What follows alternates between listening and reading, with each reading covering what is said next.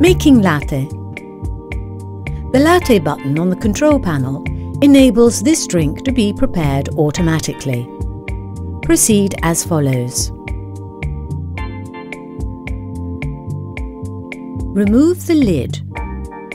Fill the milk container with a sufficient quantity of milk, not exceeding the max level marked on the container. Make sure the milk intake tube is correctly inserted in the bottom of the milk container lid. Place the lid back on the milk container. Remove the hot water spout from the nozzle.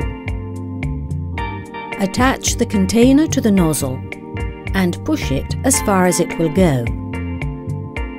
Place a sufficiently large cup under the coffee and frothed milk spouts. Adjust the length of the milk spout. To move it nearer the cup, simply pull it downwards. Turn the froth adjustment dial on the milk container lid to position 2. Press the button corresponding to latte. Latte is displayed together with a progress bar, which gradually fills as preparation progresses.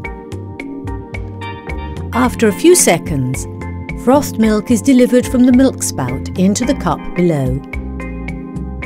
Milk delivery stops automatically and coffee delivery begins.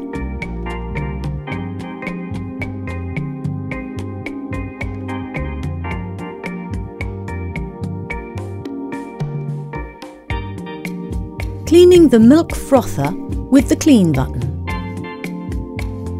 Press Clean flashes on the display each time you use a milk function. To eliminate all milk residues, proceed as follows. Leave the milk container in the machine. You do not need to empty it. Place a cup or other recipient under the frothed milk spout.